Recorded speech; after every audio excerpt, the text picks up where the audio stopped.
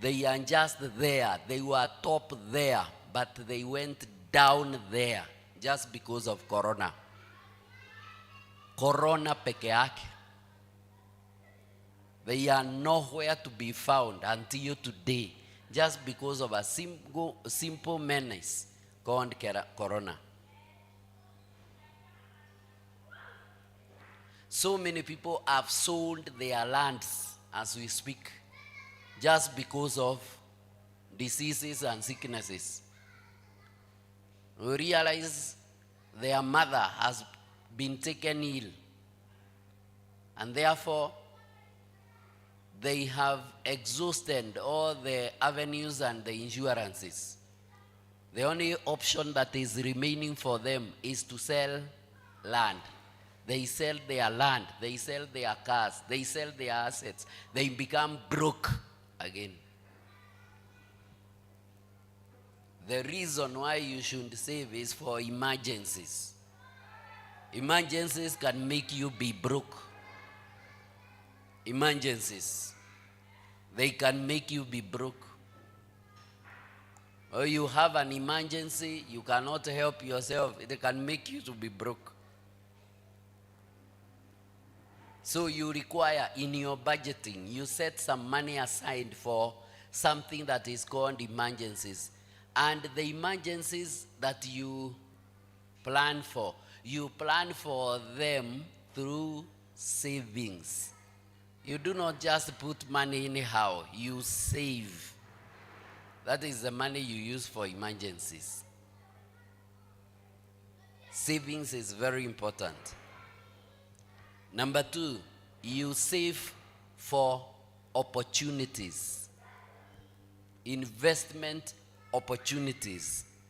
You save for investment opportunities. There are some opportunities that come.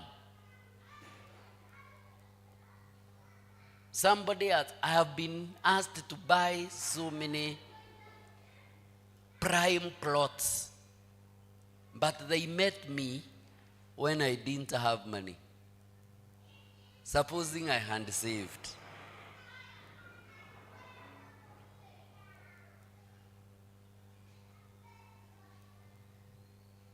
People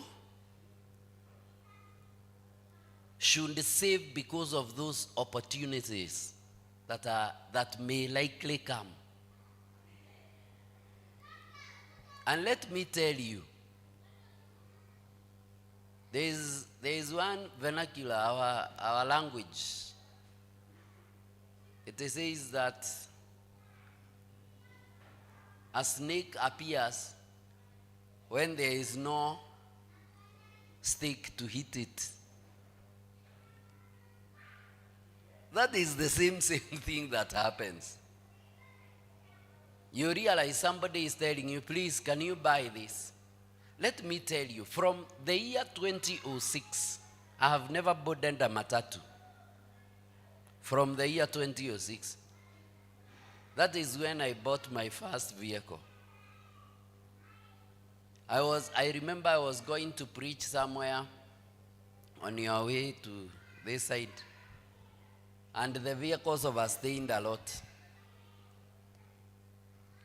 So the church where I was going to preach, they sang worship, they sang praise, the preacher is not coming. They finished all of it. Pastor went there, sang. And the preacher was not yet coming. And you know the pastor had not prepared to preach.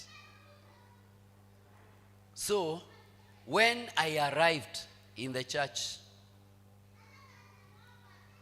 they had sung enough. So the pastor called me and said, even before I sat down, he said, put your hands together as we welcome the preacher of the day. So I was very sad because of the way I had delayed. I had not been given time to vent my anger. So what happened? I went in front there and started saying, these vehicles have really kept me I haven't been able to come in time, but I am praying that I shall have my vehicle. Let me tell you, the next day, I hand that vehicle. But let me tell you how it came. Somebody had serious problems. So came to me, told me, I want you to help me with 20,000. 20,000. So I told him I do not have. On me, no. I know you have, Mukundi, I know you have that money. Please give me 20,000. I said I do not have. And I tell you, I do not have. So what happened is that he told me, okay, even if you do not have, I can sell you my vehicle. I asked, I hand like he touched the nerve center now. I can give you my vehicle, you can go with it, give me 25,000. I can give you the vehicle, and then you pay the remaining that the 5,000, it was 60,000. The remaining that the 5,000, I want you to pay me later. I said, let us go to the bank. I went home with the vehicle, KXV 630. So my wife asked me, yeah, why you to come with the vehicle? Whose car is this? Mwambie, it's mine. I'm a car owner now. But I remember the 25,000 and kept it. So I got an opportunity. Opportunity comes. Success comes when opportunity meets preparedness. So if you are not prepared, there is no way you can succeed. And that car was a blessing, because after that car, I got another car. I sold that, I got another one. I sold the other one. I have gone increasing like that. I've never bought my car on credit. I haven't. My personal car on credit, no. What for? If you buy a car on credit, you are becoming poorer.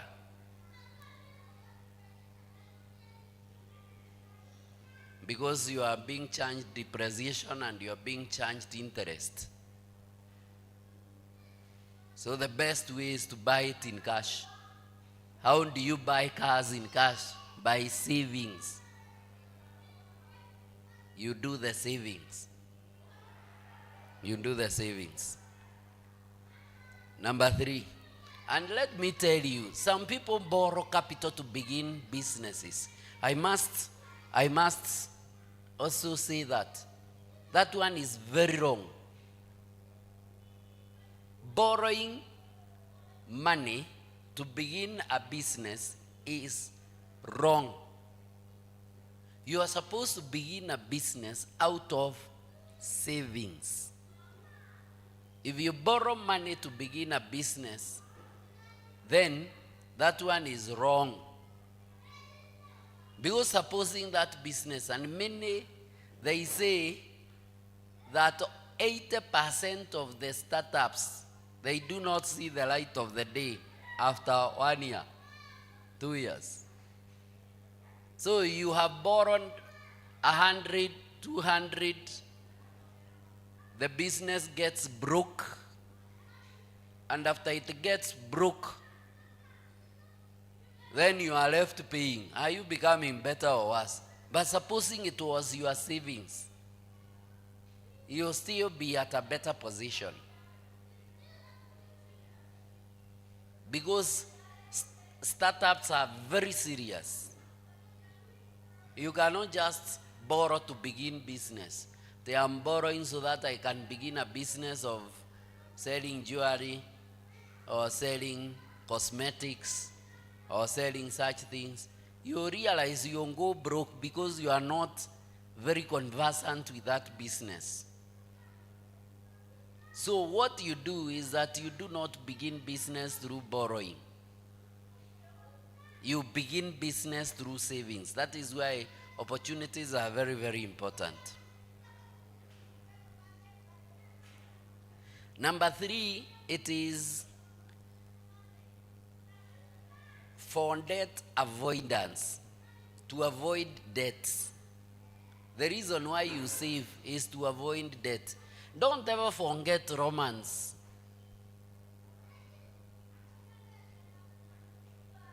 Is it Romans 13:8? It says, let no debt remain outstanding, except the continuing debt to love one another. You shouldn't have debt except the debt for assets, for growth, for expansion. Not debt for running capital. If you have to eat, you have to borrow. Then you are not very good economically. I want to tell you the truth. Those people who borrow to eat, they are not very good economically. You borrow to pay house rent, you are not very good economically. Financially, you are struggling and you need to help yourself. Remove yourself from the fuller's snare. You are borrowing to wear. You are borrowing clothes. There is a problem. You are borrowing to be smart. Salon. You go and borrow salon. Then there must be a problem there.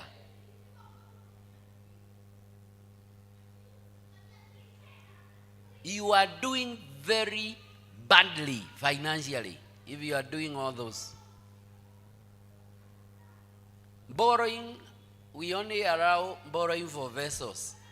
I told you during Elisha's time. Elisha, there is a woman in the company of the prophets, according to the book of 2 Kings, chapter number 4.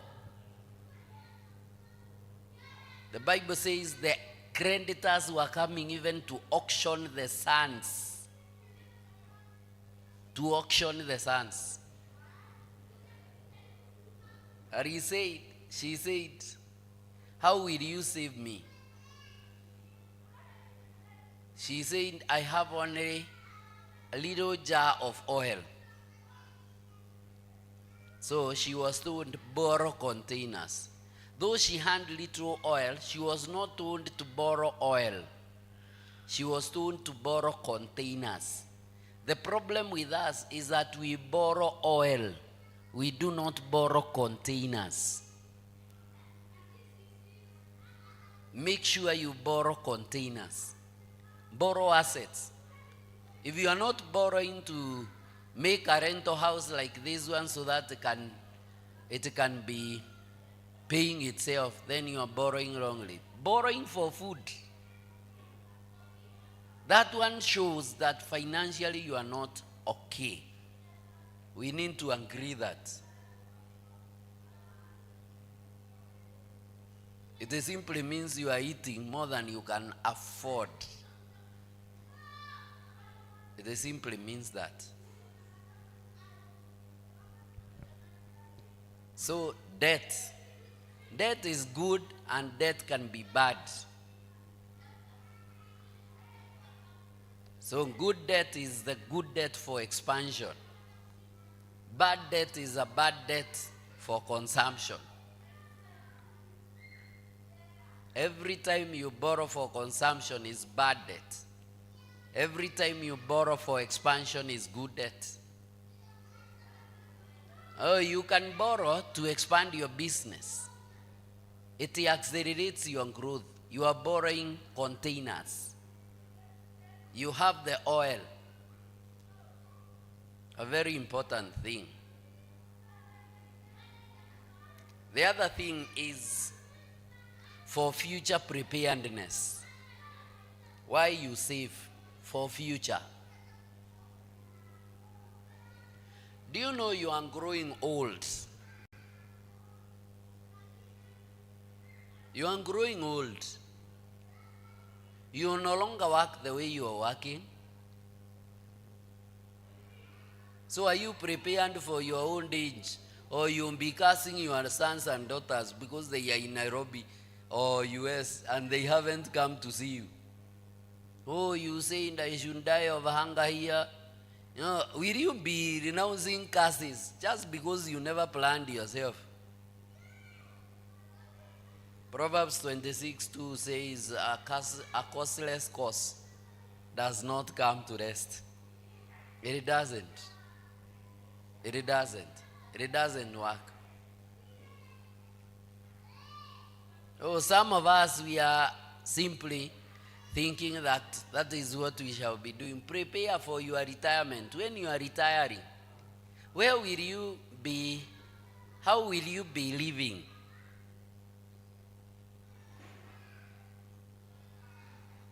In your retirement, you are too used to move with a vehicle. You are too used to stay in a 3-bedroom apartment. So when you retire, will you still afford that? When you retire, will your children still go to the posh schools that they are going to? When you retire, what shall happen when you are no longer working? Prepare for that future. Prepare for your retirement. Prepare for education. Sio kuingia shule ama mtoto ameingia shule and then cannot afford fees. There is one thing that caused me to think a lot.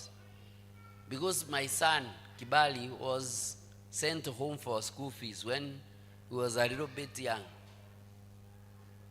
Came, questioned me, asked me a few questions that I could not answer. He's a very bright guy. And I said, I think I need to pull up my socks as far as planning for fees is concerned. Came crying, asked me, all the other people are not being sent home. It is me who was sent home. And didn't you plan for the fees? When do you want your children to be asking you that? Start saving for them. Once you save for them, they will not have a problem.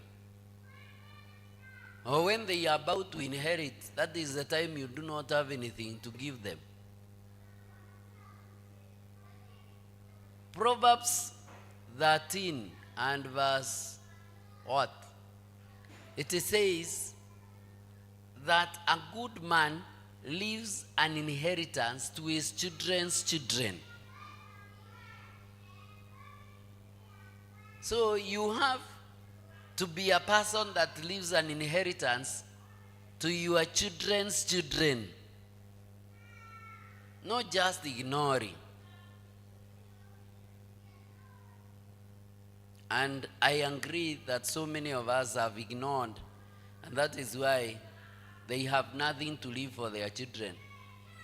If you are weekend, that is the time you will not have what? Something to leave for them. A good man leaves an inheritance for his children's children. Not only your sons, but your grandsons and granddaughters. Children's children mean grandsons and granddaughters, such that your wealth cannot be exhausted by only your sons. It can only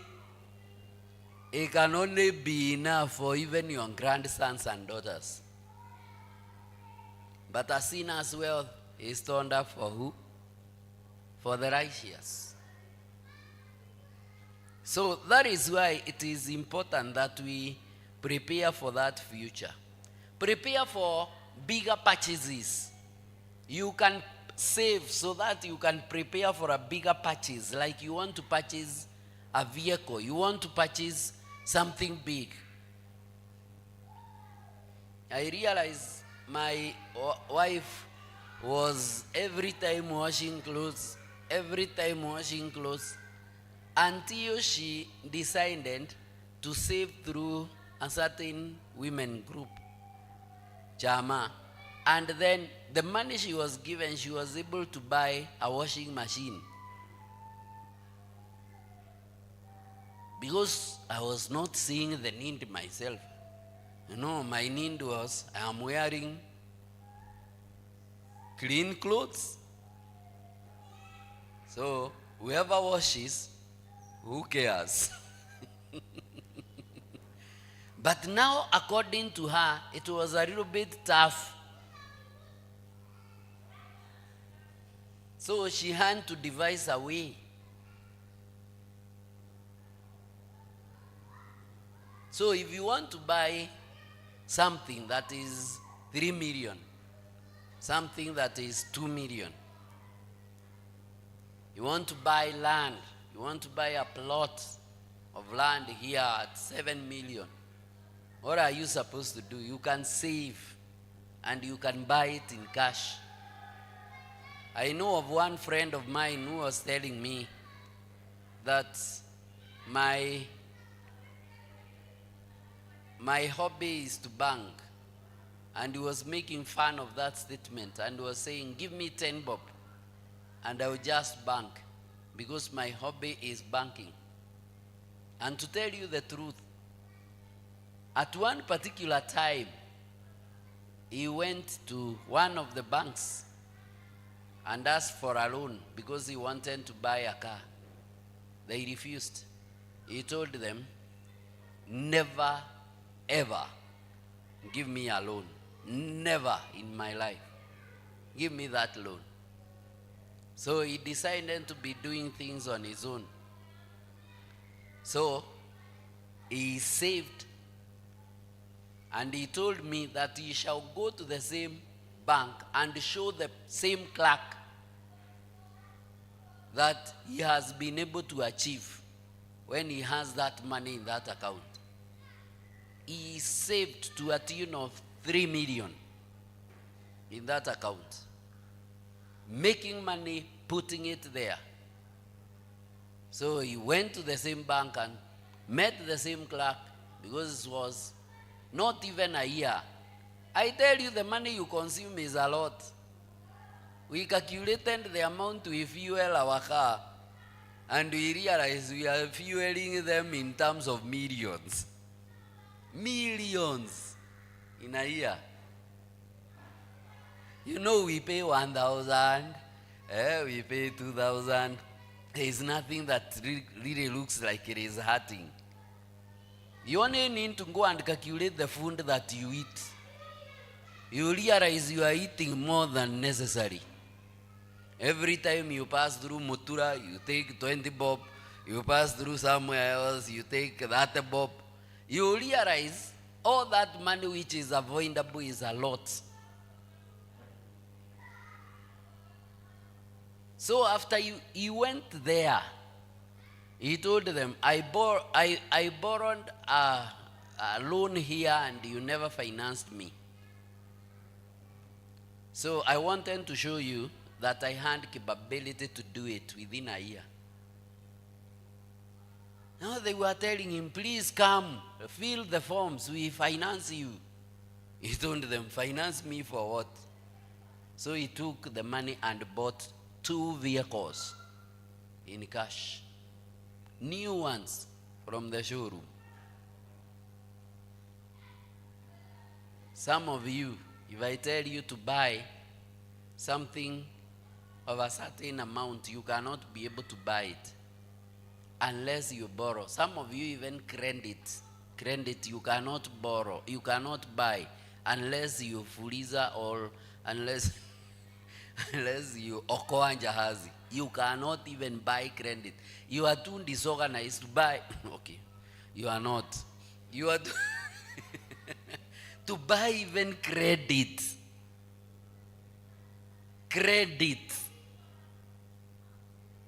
Even nyama, if you want to buy, must you go to the shop, the butcher, And you ask the butcher, please, nikatia 200, nitakuja nikikuletea kesho.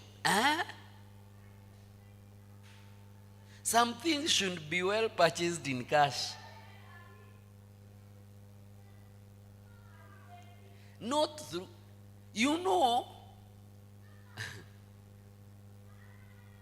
buying on credit shows that you do not have money. It is one of the things, one of the indicators that show that your liquidity position is simply wanting. I tell you the truth. So, major purchases are very important. Must you go to the tailor? You want to buy a skirt suit or something, and instead of buying or a kitenge, you are still borrowing money for your clothing. No. That one is, it requires your savings. It requires your savings. So the methodology which I want you to use for your saving is, I call it the 10-20-70 rule. The 10-20-70 rule. If you add all those, they will give you 100. 10-20-70 rule. 10-20-70 rule.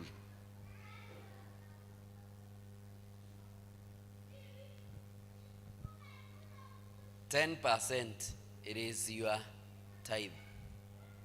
All your money, pay your tithe. All the money that you get, pay your tithe. Why? To avoid the emergencies. If you do not pay your tithe, then you are inviting emergencies. So emergencies won't be your savings. Emergencies will have to occur. 10-20. 20% is for savings. Save. Then 70% you live on it. So 70% ndipo unatoa hizo vitu zingine zote. So if you get 20,000 every month, we are saying you can only use 14,000. 4,000 you are supposed to save monthly, and 2,000 should be your tithe. So if you are earning 20,000 and you realize that you are using more than 14%, you are overusing.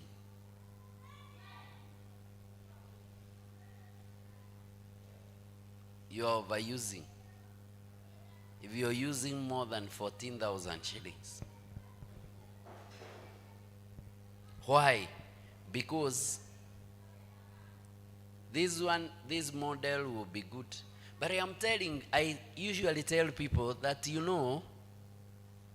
things like what? Things like savings can go even up to 50%. There are some people who are saving 80% of their earnings. You have to multiply your earnings to a point whereby 20% is enough for all your needs. So if you are living in Embu, there are some people who are earning 20,000. I want you to pick this phone.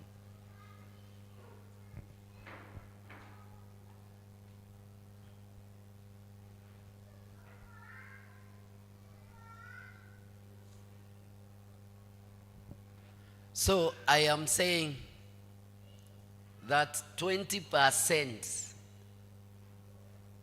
there are some people who are earning, who are saving up to 80,000. If you are living in Embu, and there are some people who are being paid 20,000 and they are living well, in decent houses, in what? They are living well. You yourself, you are earning 100,000. You only require 20,000 to live. The other 80,000, you put it in savings and investments. So this is not a rule that we should follow it. It is just a starting point. But you should never start with the savings that are less than 20%. If you are earning anything that you cannot save 20% of it, then your earnings is quite low. You need to improve your streams of income. So you are supposed to increase your savings. And once you start with 20%, make a point that you are increasing it until it grows to a bigger number. So which are the methods, the most common methods that you can use to save? Many people, they put their monies in bank accounts. I have told you that once you put in bank account, you shall fail. Let me tell you the truth, which banks don't tell you. You know, we think when we put, like when I put my 100,000 in the bank account, what happens is that the bank keeps my 100,000 there, such that when I am in need of it, I just tell them my 100,000 na msiguze.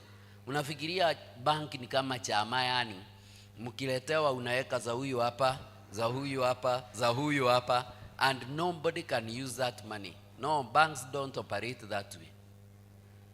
That is why when there is a panic withdrawal, they call it panic withdrawal, banks can go broke. If withdrawals increase more than the deposit, that a bank can go broke. Because there are some people who are keeping money there. Others are getting money out. The money that is kept there and has not been withdrawn, that is what they used to lend other people. And Robert Kiyosaki says that for you to become rich, you should use other people's money. To use other people's money is when they keep their money, you use it. And that is what you should be doing, by the way. You can decide to be keeping people's money. If they can agree to have your money, to entrust you with their money, I'm wondering whether they can. And you use their money. In case they want it, you give it back to them. That one is the best business.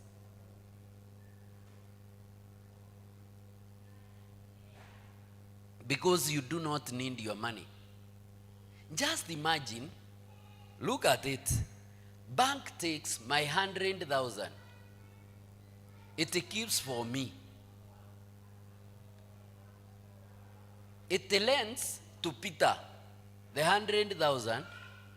Peter pays an interest rate right now is 19%. Assume it's 20. So you pay 20% of that. So you pay 20,000 to the bank. So it makes 120. I am there because I have kept money in the bank. They will also charge me some lender fee because they have kept it for me. So I get some more money in my pockets, or they charge whatever I have kept. So they will charge me like 5,000 on top. So they won't give me 95. They have already lent to Peter 20. So they have made from me 5,000. from Peter 20,000, and if they haven't used their money, they have used my money to make the 20,000 and to make the 5,000. That is how banks operate. I know you haven't heard. Supposing you become a bank. That is why God, when God says, you shall be lenders to many nations, He is actually telling you to become a bank and borrowers from none. He knows that. And banking is in the Bible, in the book of Matthew, chapter 25. The Bible says, concerning the one who had 1 talent, when he came back, he was told, you should have deposited my money with the bankers so that I could have earned interest. That is why our brothers who are Muslims, they do not charge interest. You have heard about Sharia banking. They don't charge interest amongst themselves. They won't give you money. They won't charge you interest. Because even the Bible says you should not charge your brother some interest. Supposing we have some kind of a merry-go-round, and then we do not charge usury interest to those people we advance money, you will become better and higher. But Christians, who are they? Can we do that? Supposing if I give you 100, you refund the 100, and you won't charge. I won't charge you any interest. You help yourself. You refund the 100. But do you even have faithful people you can give without? Do you even have those faithful people?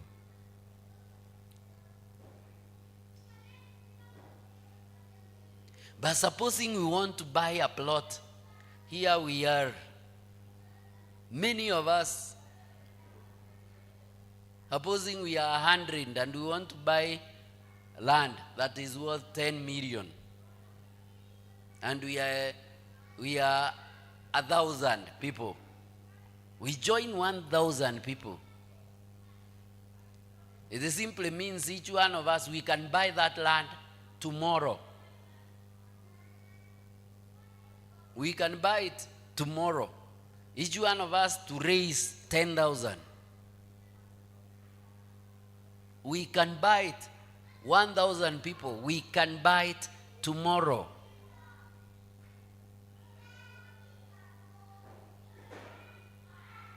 But see ourselves. Can we even trust people? And that is what is happening in Isli. I know you do not know what is happening with our brothers from Somaliland. Isli right now as we talk, the Kikuyus that were there have sold all their land to our brothers who are Somalis. Because Kikuyus cannot join. But Somalis are joining. They join. They say this building is 100 million. They join. Each one of them gives some little amount. They buy. And once they buy, that is it.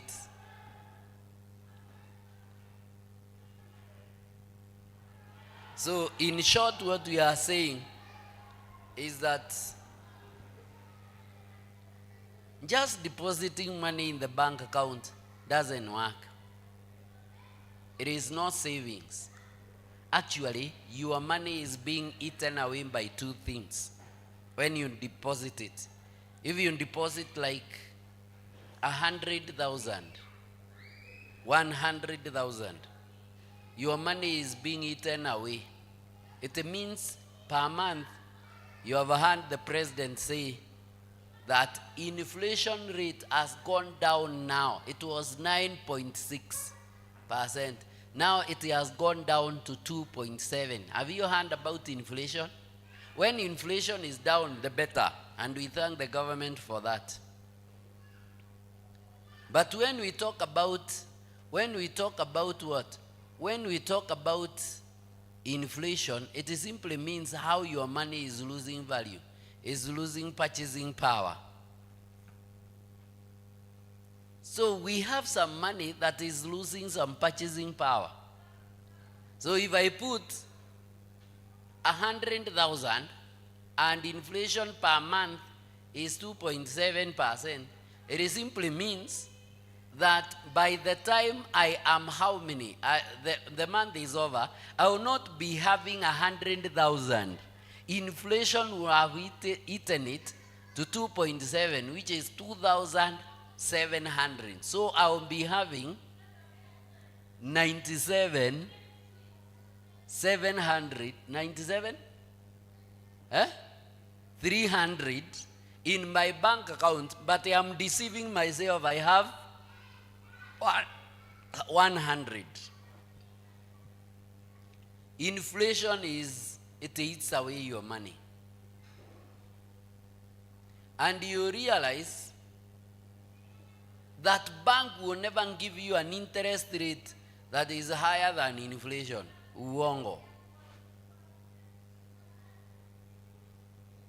If they tell you, please, we want you to put some money on fixed deposit, we are going to pay you some interest, they will never give you an interest rate that is higher than the inflation rate. So it's like you are staying with your money the way it is. Actually, you are losing, because they will have that inflation rate. And number two, what will eat away your money is the lender fee and the banking fee that they have. So at least if you have to deposit some money with the bankers, and I am glad there is one bank that has told us that they will sponsor this program. It is really working.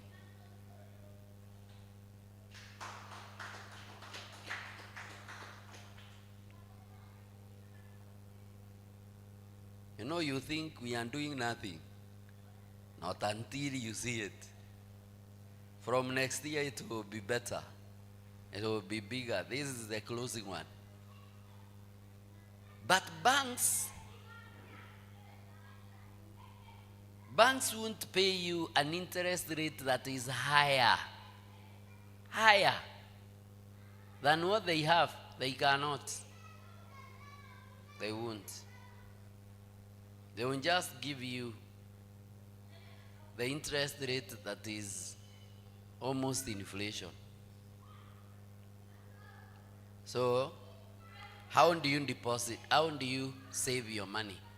At least save your money through a fixed deposit account. Fixed deposit account. That is the first method. Though that one has no returns unless you negotiate. Save your money through fixed deposit account. Fixed deposit ni wakati unalipwa interest. Ukiweka tu pesa zako hapo, there is no interest, there is nothing, you are losing your money. Just negotiate with them and tell them fixed deposit account. The best one, the other one is you need to save your money through digital savings platforms like Mshwari. You can do that. But Mshwari has some MMF. You can use that. Or locked. There is nothing that you are getting there except to have some discipline to save. There is nothing. And don't be cheated by people that you should save so that you can increase your borrowing power. What for? We are getting rich without borrowing. Say amen.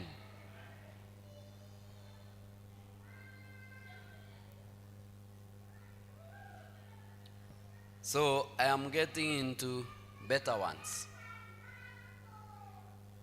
There is something that is called SACCO shares. That one is one of the best investments. Invest in SACCO shares. Buy shares in SACCOs. Save money through buying shares in SACCOs. Why? Because SACCOs, they pay dividends. Like here in Embu, I have realized that many SACCOs were paying at over 10% dividends. So if I have 100,000 shares, I'm guaranteed to get 10,000 every year. That's good money. So supposing you hand 1,000,000, you would be getting 100,000.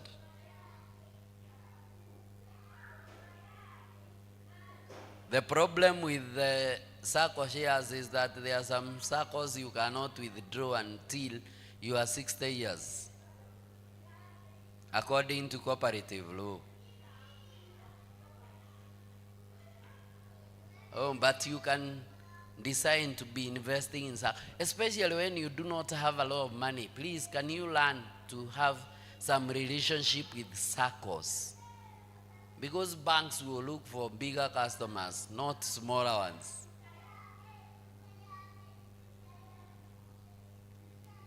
SACCO shares are very, very important. Buy those shares. Buy those shares. They give you the rate of return. If they are giving you 10, you only require 10 years to have 10 years to have returned your money. All of it. So if they are paying you 10,000 and you hand 100,000 shares, 10,000 every year, 10,000. So you only require 10 years. You have your 100,000 and then the rest is left with them. So it's purely giving you money. The only problem I have with shares is that they do not compound your money. You remember there is something that you are doing in mathematics that was called simple interest and compound interest. Simple interest is 10% of the principal. So percentage of the principal. If the principal is 100, every year it will be 100 times 10%. So it is 10,000, 10,000, 10,000, 10,000 throughout.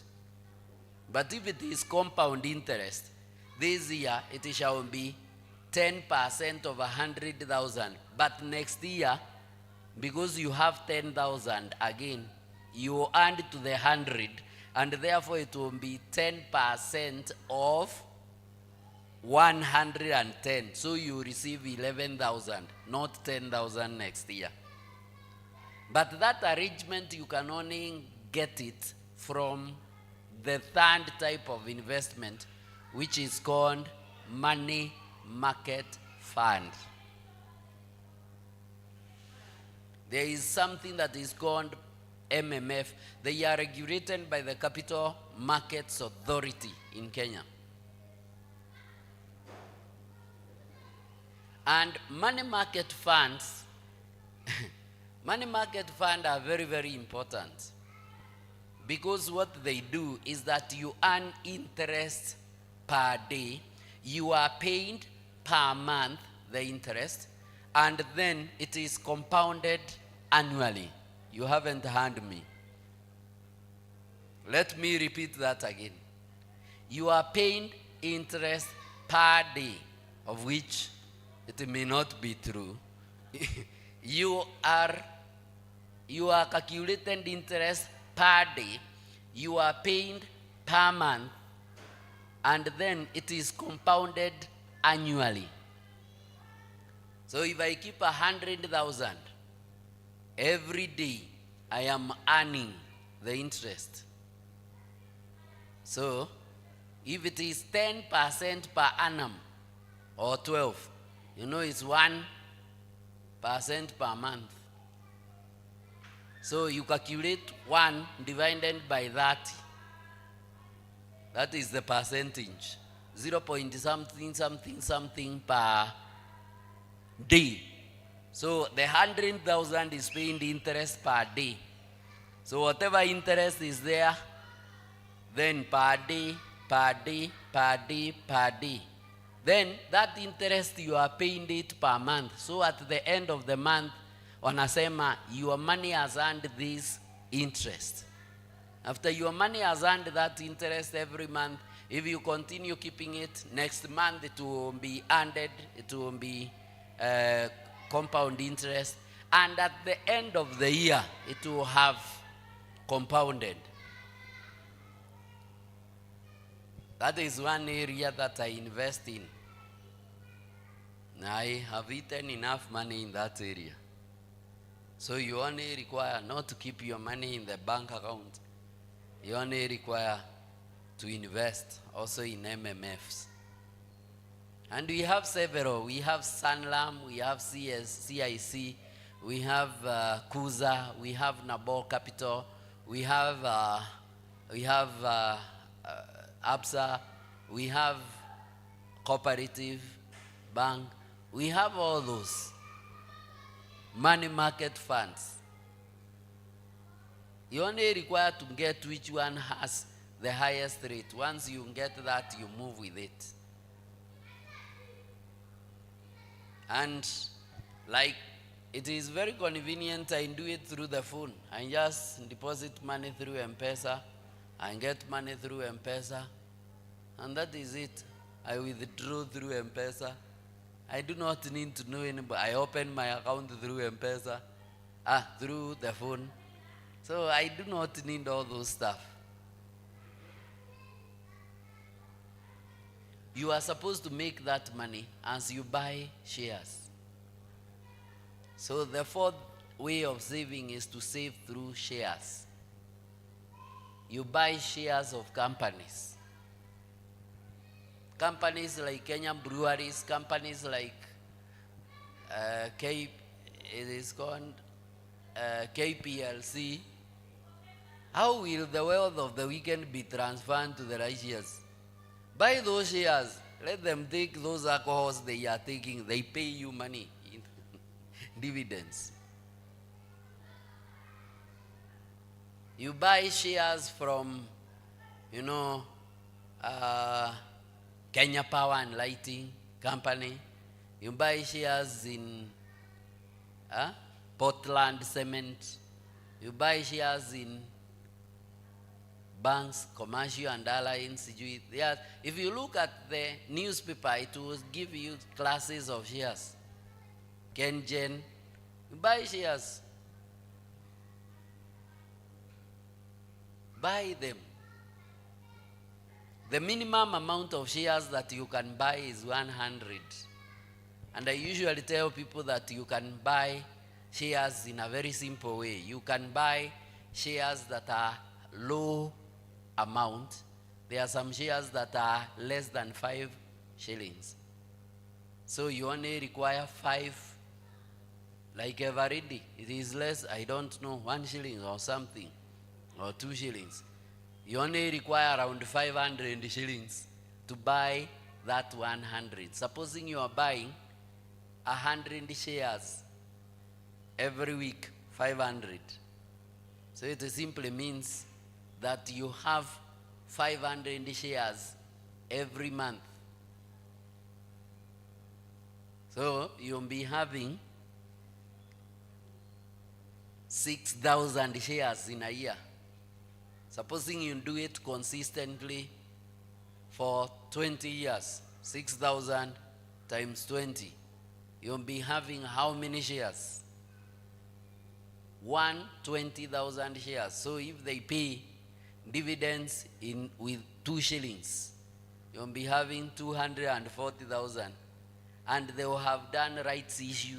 They will have done within those 20 years. They will have done bonus issue. So you won't be having 120,000 shares. You'll be having more than 120,000. You'll be having shares like 300, 500,000 shares. So you'll grow rich very fast. But people in Embu only know, and in Kenya they only know Broti, Maguta. They do not know anything else. They only know about Broti. It is not about Broti only. You can buy shares and they will be giving those plots that we buy. Sometimes we buy plots, like I have bought a plot. I have bought several ones and they have given me nothing.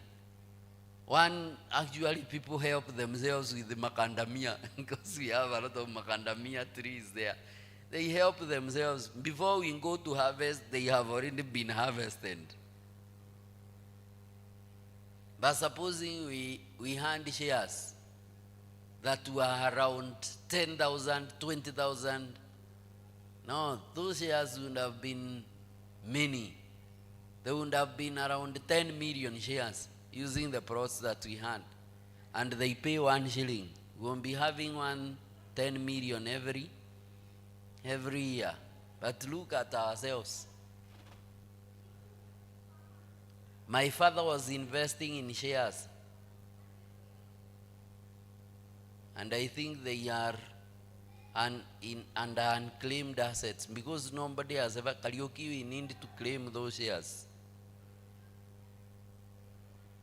East African Breweries, he was getting dividends. He was getting dividends from Kenya Commercial Bank. He was getting dividends from ABSA, which was then Barclays Bank. And a lot of shares. I started trading in shares. And you know, shares are very good because you can get what we call capital gain and you can see what you get called dividends. 2 ways. Capital gains is when you sell. And you can even be buying land. I'm not saying that plot is not good. You can also invest save your money in plots of land. But the best way is to you buy land, you sell. That one gives you what we call capital gains. Capital gains is when you get as a result of selling the assets. Dividends is when you get the profits. So that is how it should be. So you can do that. You can save your money through that. You can also save your money through retirement schemes like hizo NSSF. Do you know NSSF is a retirement scheme? Some of you don't know the amount you've been paying in NSSF should give you some interest. There is something you see on TV being advertised called Retirement Benefits Authority. You can decide to save. There was a time they were saying that you can save even 20 shillings. It is possible. There are others that save gratuities like CPF. CPF, you can decide that I am going to be keeping money every month, 2,000. Within 1 year, you have all that money and you get it back. You can save in those retirement benefits authorities, retirement benefits bodies, and plans. Though those ones won't give you any particular kind of profit. The best, which I am telling you, the best is SACCO shares and MMFs. I've told you my mind. My best is money market fund. My best. Because they have benefited. And another best, if you have good money, is Broti, Maguta. People say that land appreciates. Land does not appreciate. I keep on asking people, why do you say land appreciates? Like this land, if we bought it at 7 million, after 3 years, we can sell it at 10 million. So, after 3 years now, can we go back to the other new buyer and tell him, please, can you sell us at 7 million? No, it will still be 10 million or more than that. So it simply means that land is only a store of value. It is not appreciating. I'm yet to write a thesis about that. I am to challenge accounting. Accounting must be challenged, not telling us that land appreciates where. It doesn't. It doesn't. Steps that you can use so that you can invest. You can save, sorry. We haven't done investment. We are yet to do investment. Investment.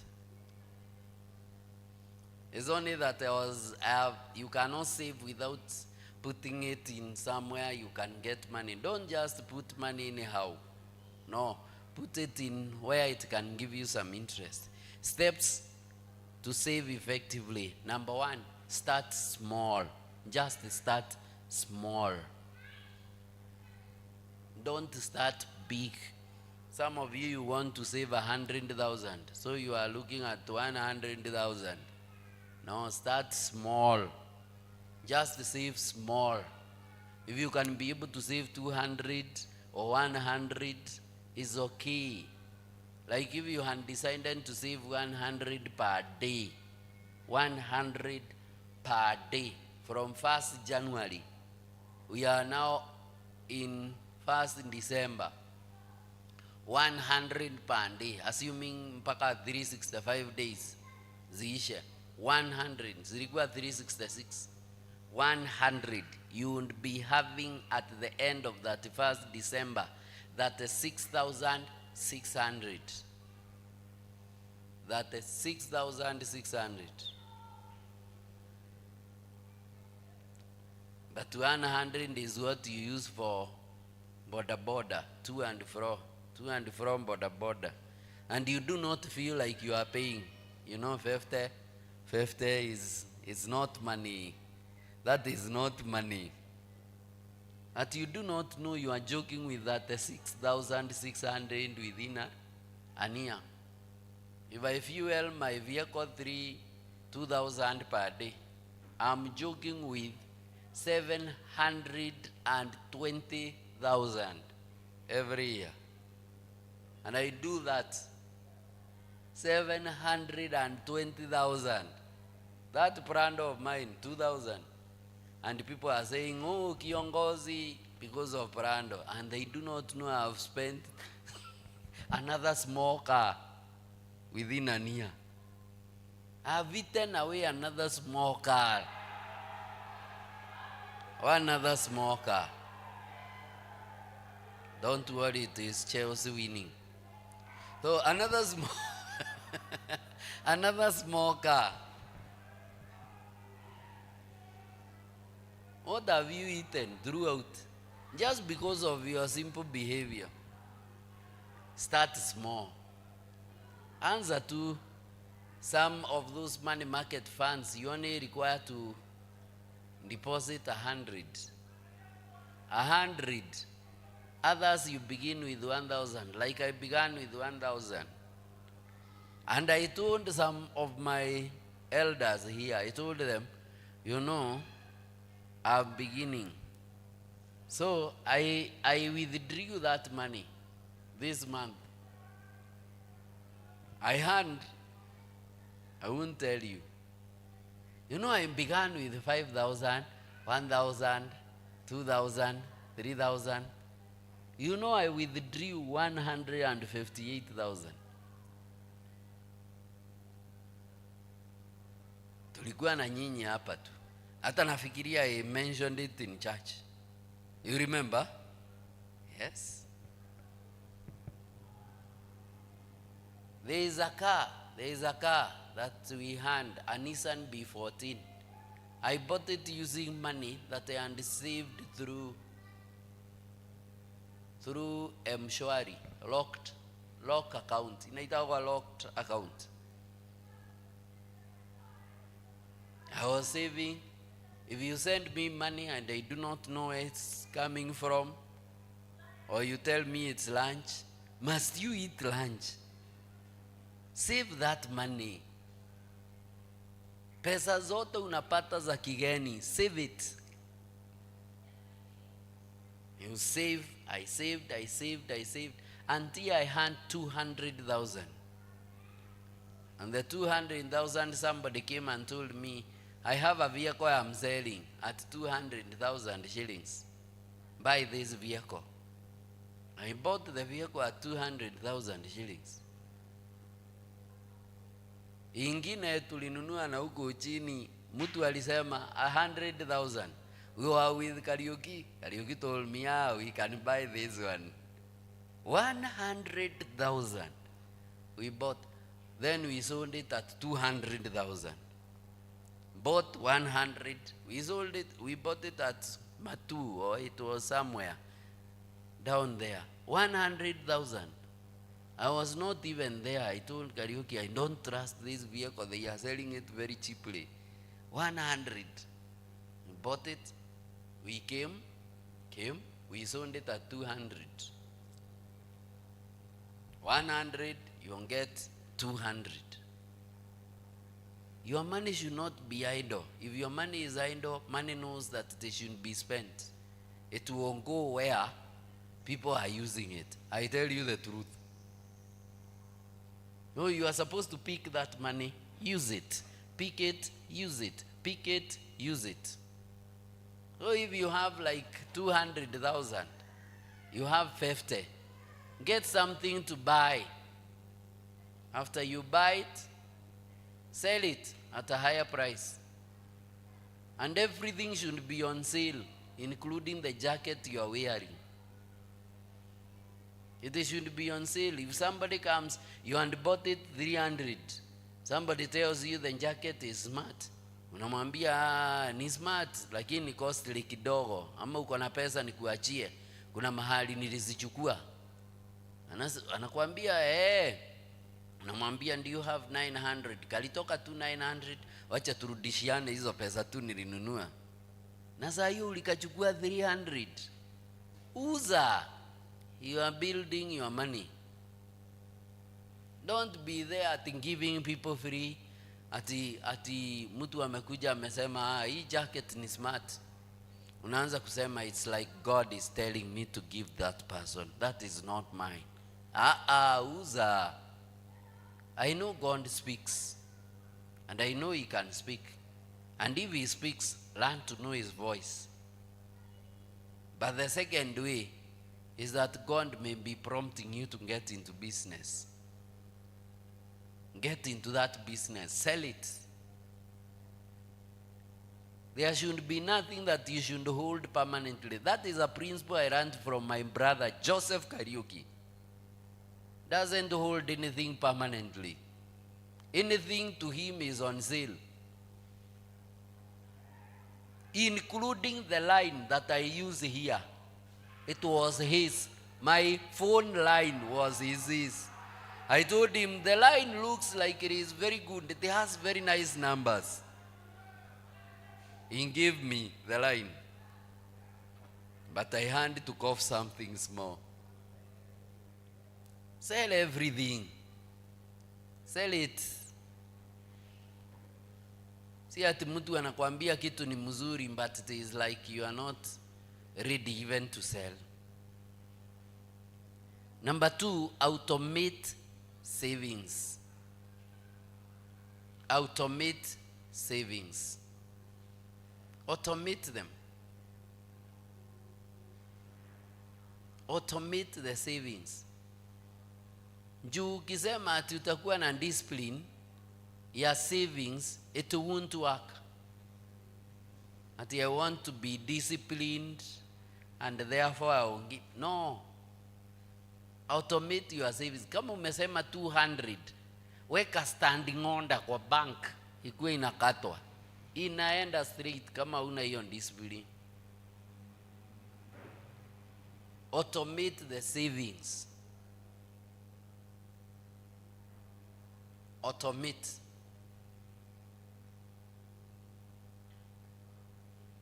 Watu wengine muna save alafu munatoa. Weka in such a place that you cannot remove it. There are some people who cannot sleep in the same house with money. Put it in a place where you cannot remove it.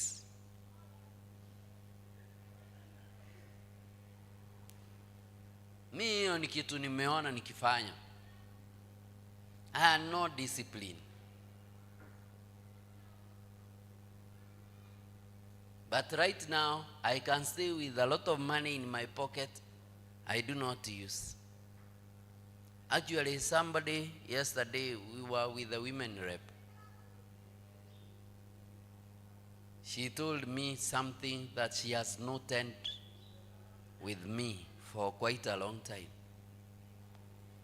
She told me, I realize that you are cashless. You are always cashless. And it is true. I'm always cashless. Because I am an impulse buyer. Some of you are impulse buyers. Hauwezi pitia kitu kikuuzwa hapo ukatae kununua. Ama ukiwa, mimi nikiwa na pesa kwa mfuko, I must give it to somebody. I must. But zikiwa kwa simu ni ngumu nikupatie. So why can't it stay in the phone? I don't send money in the phone.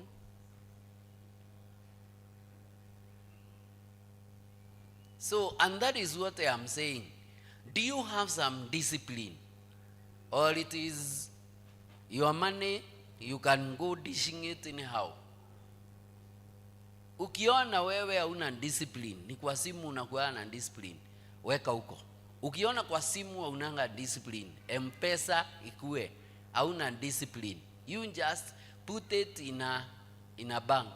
Ukirealize in a bank, you have no discipline, then throw the inaitangwa nini, ATMs away. I do not have an ATM. Me kutoa pesa kwa bank is not a problem. But rarely will you find me with an ATM. I don't. Because nitazitoa tu, I will remove. So why can't you open up an account yenye hauwezi toa, holiday account? Unaenda unafungua. So vyenye umeeka huko, the bank can only allow you to withdraw that money in December. Why can't you put it that way? Because your discipline is one thing.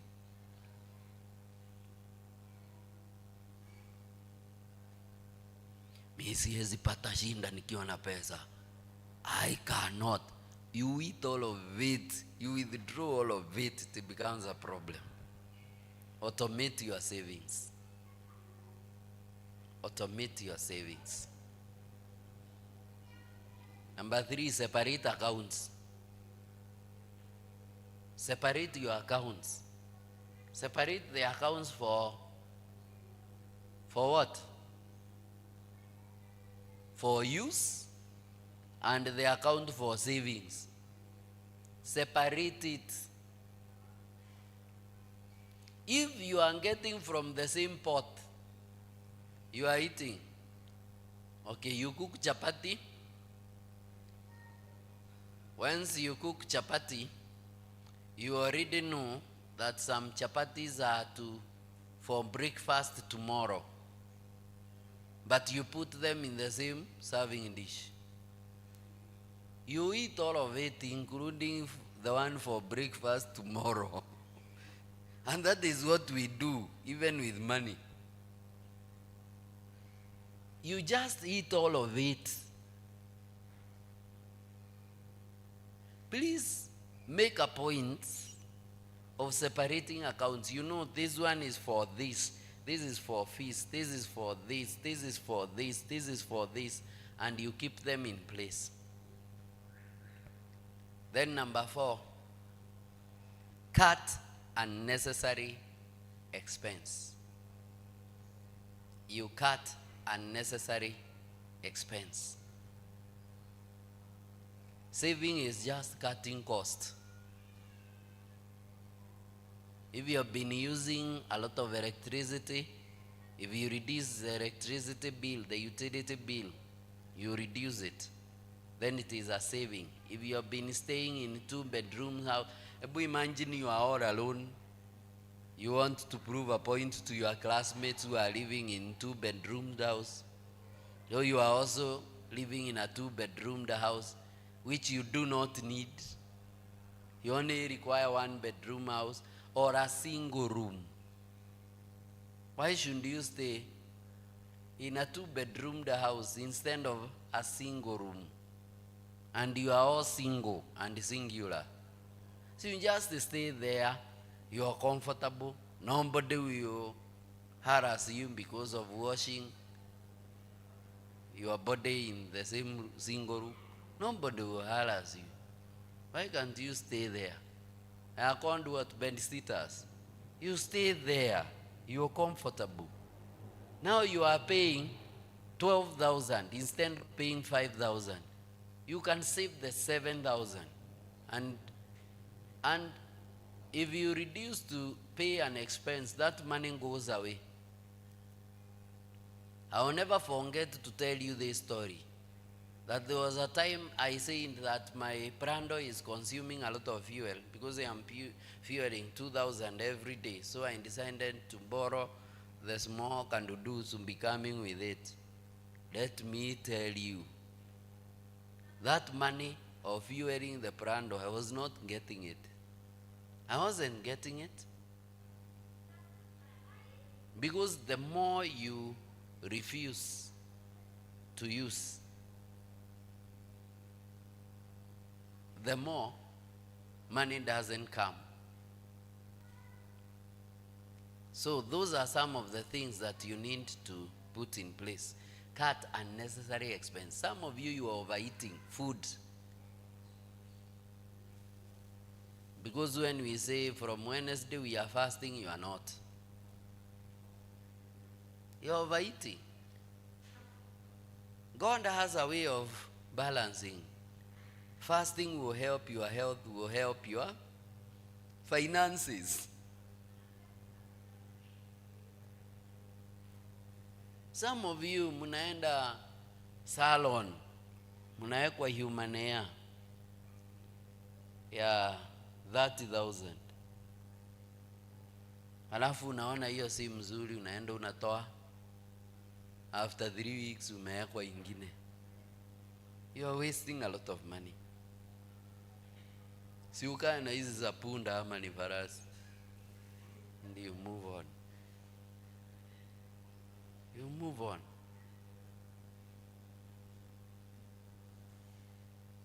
Who will ask you? You only require to reduce the number of times you go to the barber shop. We have been going 2 times, 3 times. Na ni tundevu, unachukua tu kanini Gillette. And you're good. Lakini kama kila kitu yote ni pesa, pesa, pesa, it's a bad thing. Sawa, nimemaliza. Niulizani maswali sasa. Uliza unjibiwe. Ask me a question about savings or anything I have mentioned or not mentioned. I have tried my level best to summarize the savings. I don't know. Have I met your expectations? No, I'm asking. You talk. Have I met your expectations? Eh? Yes. Okay. Yes, there is a question. No, being given a microphone. Thank you very much. I'm asking, what is the limit on the lower side in saving in money market funds? Yeah, that one depends with the money market fund itself. Because some, they ask for 1,000. Some ask for 2,000. Some ask for 5,000. Others ask for 250,000 minimum. Others, they ask for 200. So you only require to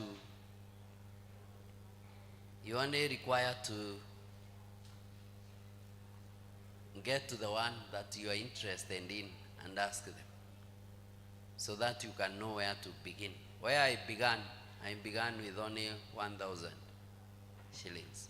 That is Kuza investment. Good.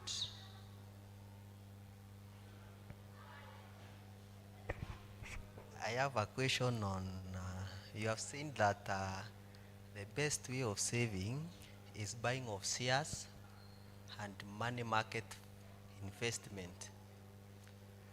For instance, if in shares, when you bought them, or you invest in money market fund, can you incur losses? You cannot incur losses, especially when you are in money market fund, because of several reasons. One of the reasons is that they have a guaranteed interest rate. So they will have some interest rates. Number two, they are regulated by Capital Markets Authority. They are safer than banks. Banks are regulated by CBK. MMFs are regulated by capital authorities. However, there are some disadvantages of MMFs. One of the disadvantages of MMF is that they incur they have some hidden costs.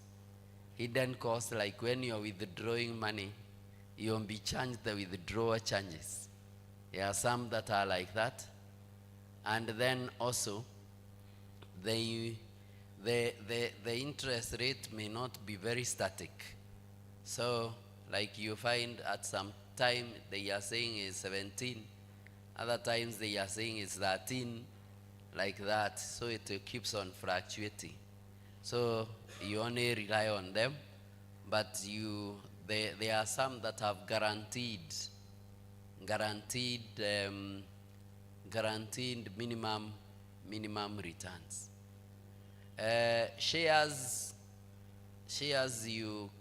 you can lose, especially if you do not become very good on the approximations of the price, how you are buying them vis-a-vis how you sell.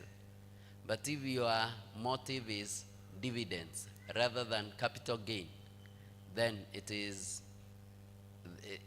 the dividends also is not very certain. Dividends are paid when the company earns profit, not when they do not earn profit. And therefore, you might not also do that. But remember, we are doing the savings. The problem now is if the prices of shares go down, they will go down with you. But when you do it in money market fund, you are guaranteed to get your capital back. The only thing that you can lose is the interest rate, but you can only get them at a lower rate, not zero. Sawa sawa. Yes. Any other question? Yes.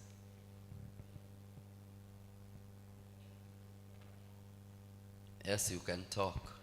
Thank you for sharing with us. My question is, these money market funds, how do I access them, like here in Embu? Money market fund, how do you access them? Yes. Money market fund, to access them is quite easy, because you just find them. They have some even have their applications. They have apps. So you only need to go to their website, know how you can be able to access them. Like if you are interested with CIC, they even have their offices around here.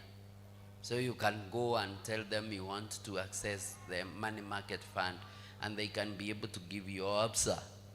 Many of them are bankers.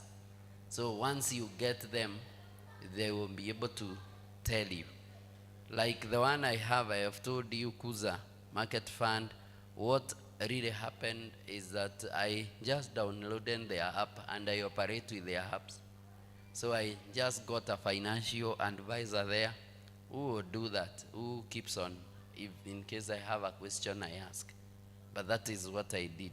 From the app, I even don't know anybody. Yes.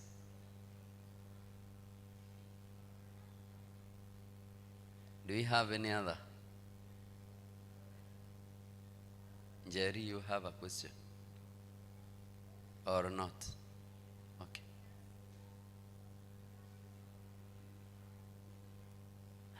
Okay. Can you be able to know when a financial institution is going bankrupt? And how do you know whether that finance institution is legal? Yes, you can be able to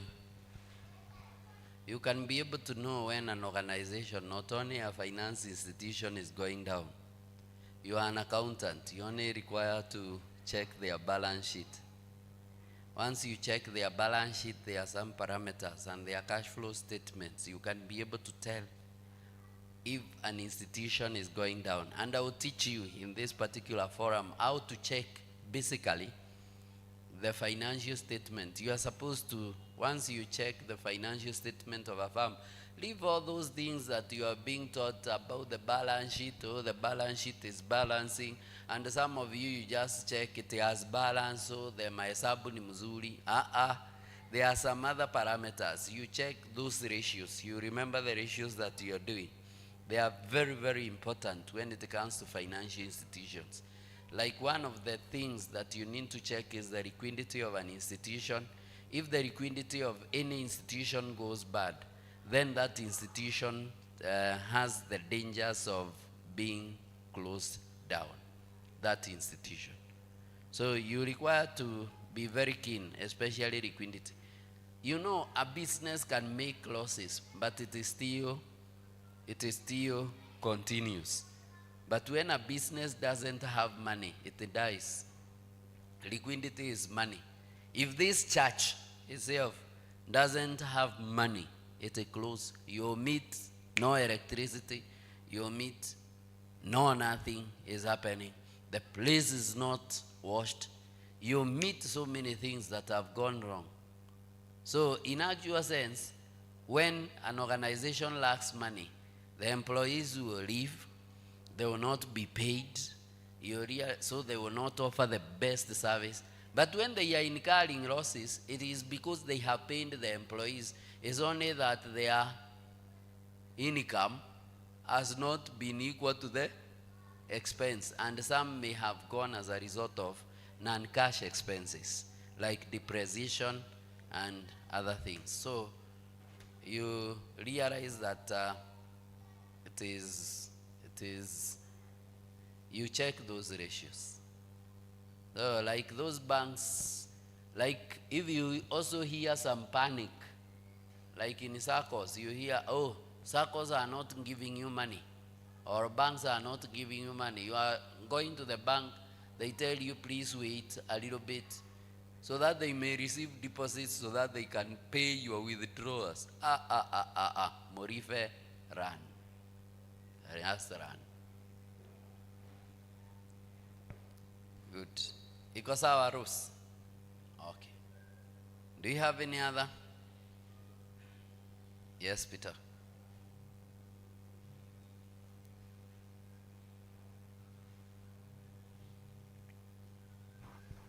Thank you, Bishop. You have said that one of the important of saving is because of emergencies. And in the methodology of saving, the 20th rule of saving, let's say, for instance, I'm getting a salary of 20,000 and I'm supposed to save 4,000. In that 4,000, is it where I'm supposed to get my emergencies? Yes. It is the 4,000 that you are supposed to get your emergencies. Remember, emergencies should not happen. Emergencies are not meant to happen. And emergencies don't happen all the time. And therefore, if they don't happen, it remains your savings. So that is true. Yes. Supposing I was saving, in case there is what? There is a problem where could be hospital bills, but I do not get the hospital bills. Will I use the money? It is still the savings. That is why I told you the first thing is tithing, so that they can avoid the emergencies, so that your savings may remain savings. Correct? Good. Yes. Thank you, Bishop. I have two questions. Yes.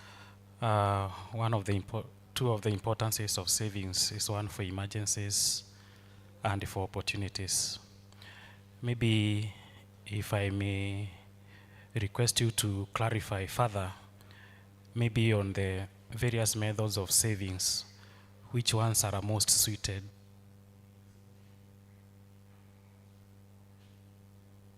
Which ones are most suited for emergencies also?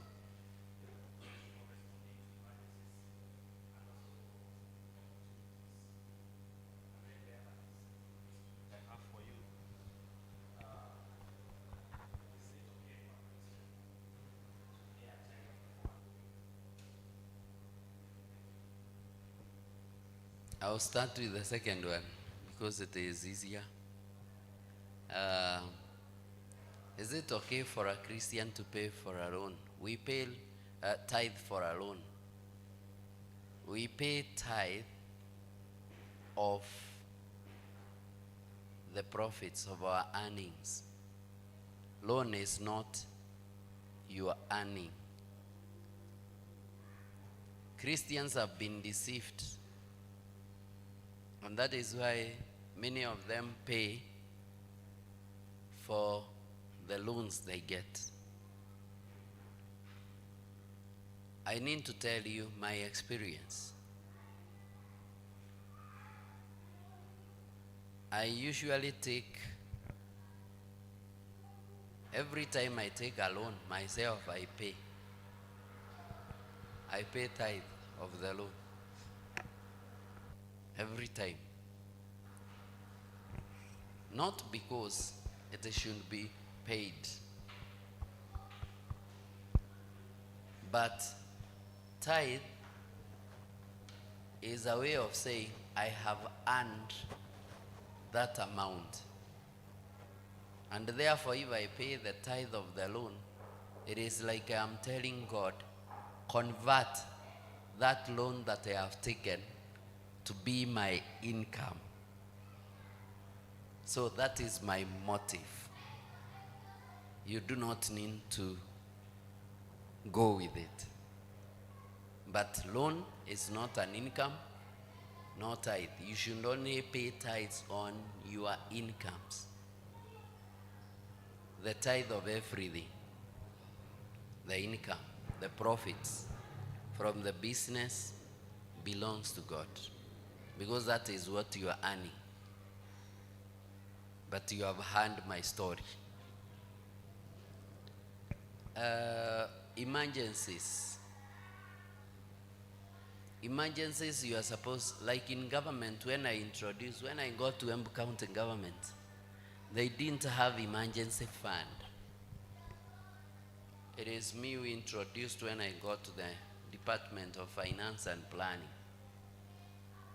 And I introduced a percentage of 10% of the total budget to be, I don't know whether that is what they use until now, to be part of the emergencies. So, the best saving method, I have already said, if you put money in those particular areas for emergency. Emergency is where you can be able to get money fast. They say in MMFs you can get money within 48 hours. Some others you can withdraw immediately. You require somewhere you can withdraw immediately. But I took something from Chris Kirubi. Chris Kirubi says that you should shield yourself from poverty. That means if I ask you to raise some money here now within 5 minutes, how much money can you raise? Don't answer me. If I ask you to raise money now, as in now, within 5 minutes, how much money can you raise?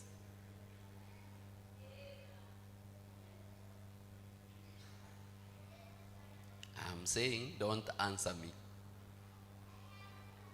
But you should raise enough money that can help you handle emergencies. Like I have some ways. I capitalize on many a times KCB M-Pesa.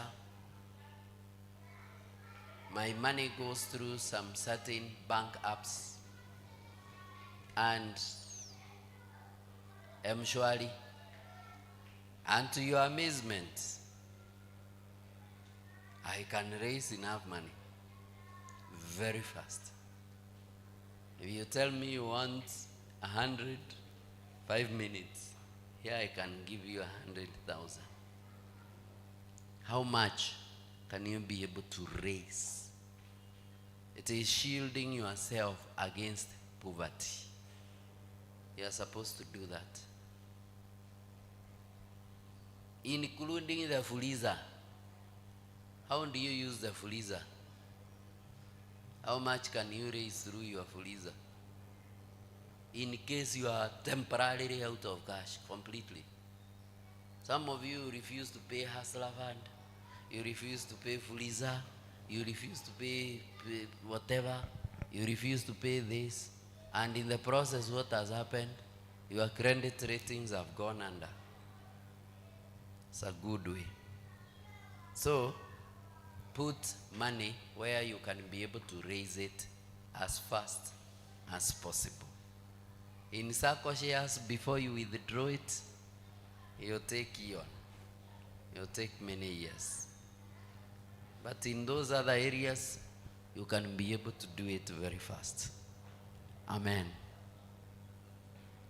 Good. Do you have any other? I want to give you some homework.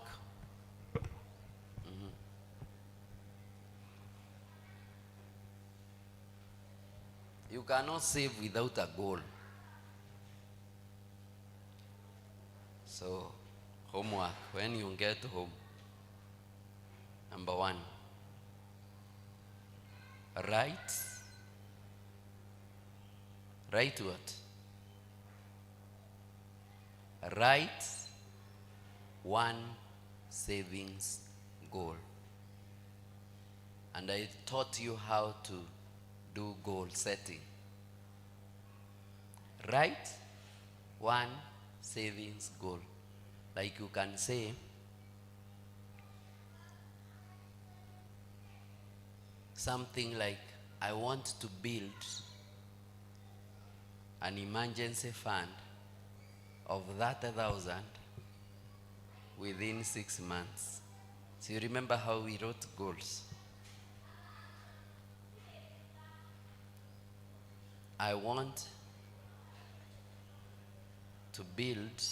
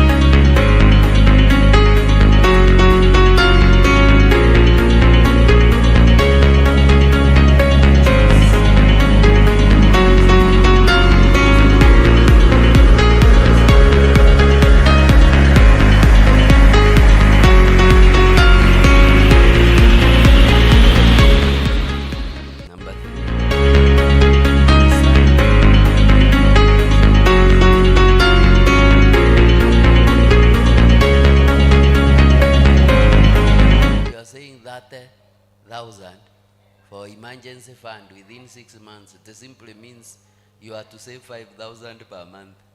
So you have to check the reality. And if you can be able to save 5,000, if you can't be able to save 5,000, ask yourself, how will I be able to save the 5,000? And then number 4, set the timelines. When will I start? When will I stop? When will I do what? When will I be giving? Set timelines. Discipline, ikue. You set the timelines. Once you do that, you begin saving. Is that practical enough? Sure. Is that practical enough? Yes. Don't be poor. If you spend, if you do what? If you do the same input you had last year, it is the same input you have this year, then you are bound to get the same results. Don't allow yourself to be broke as this year. Next year, 2025, you cannot afford to be broke. And having all excuses, oh, economy is bad. Economy bad where? And people are building.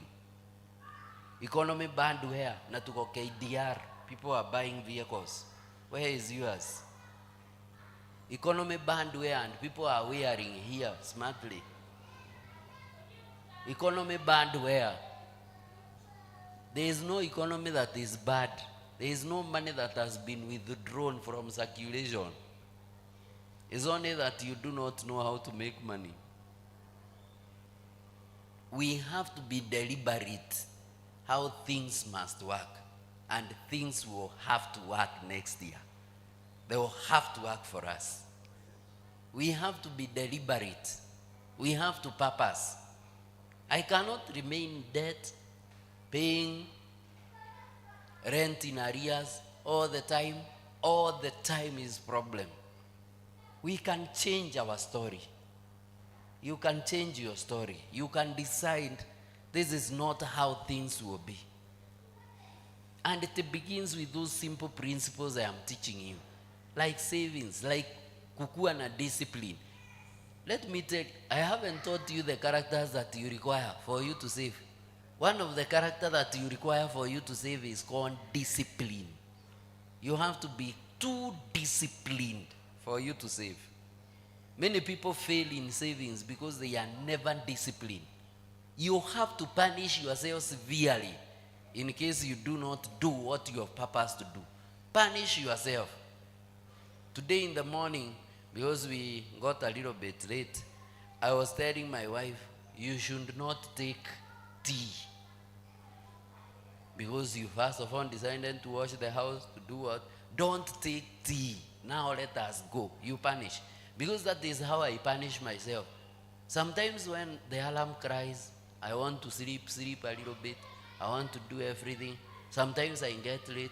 No, I cannot stay there now taking tea. No, I have to decide. Because you decided to sleep, don't take tea. Just move out the way you are. Or don't bathe today. It is a punishment. You move with the dirt. You punish yourself because of abnormalities that you have.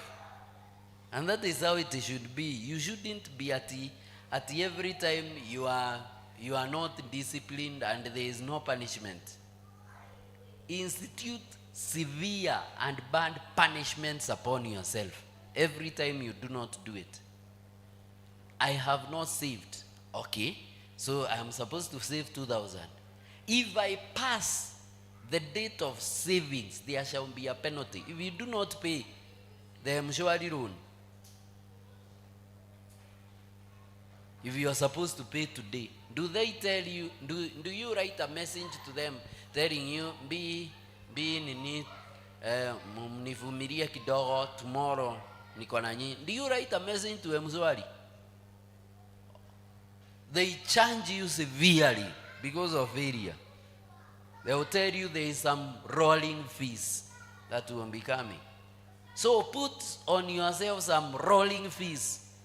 The more you stay without saving, tell yourself now, because you are too much used to taking bread, the money that you are supposed to take bread, it should go to savings for 1 week. And you stay without that bread. That is how you maintain discipline.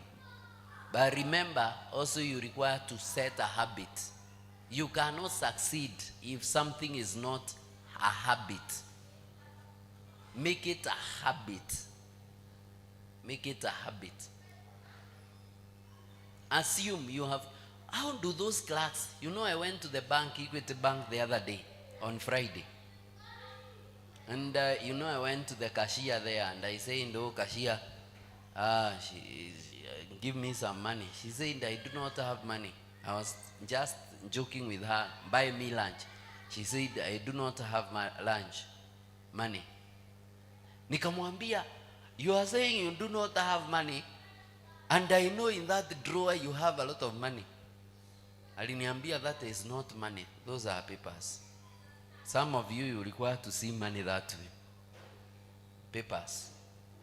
When you see money, you buy everything. Some of you salivate every time you see money. Imagine somebody is giving you money, sharing money, and you get sand. Kuna mtu, hata wakati nilikuwa nafanya siasa, kuna wakati nilikuwa napetia mtu, kila mtu 100, 200 hivi. Hata mimi ninakuwa hatari, na wapatia hivi, pangeni laini 100 like that. Atikupatia mtu mmoja 200, huyo mwingine alisikia vibaya na pesa hazikuwa zake hata hiyo 100. Nikamwambia, "Si ulete hiyo 100 kama unaona ni mbaya." And the politics in Kenya should change. It should not be. That is why I withdrew from politics. It is too dirty. Okay, it's not dirty. It's only the people that are in politics that are dirty. Like I went there with my dad. So you can imagine, those are some of the things that we need to change. Be disciplined enough. Wacha kukua unakataa kufanya vitu. Then do something without procrastinating. Kama umeanza saa hii, do it without saying I will begin it next week. Next week iko wapi? Begin it. Some of you will get money next week, weekly. Some of you will get money daily. Some of you will get money monthly. Decide which way it can favor you. Because if you are getting money daily and you tell me you'll be saving monthly, it can't work, and it won't work. It can only work if you are saving daily. So out of the money I'm getting 100, I will save 20. And that is how I was able to save my offerings. God bless you. I want to pray for you. Father, thank you. Thank you because you have caused us to save. We do not want to be foolish, because it's only a foolish person that does not save but squanders everything. But Father, we know that we are not foolish. We have now the wisdom of God, and that wisdom we are declaring that it shall work upon our lives, and we shall be better. In Jesus' name we are praying that you are going to give us stamina. You are going to give us power and authority. You are going to enable us to start saving so that our lives may be different this coming year. In Jesus' precious and mighty name we have prayed. I'll see you next year with some of your millions. I want to see your millions. See you next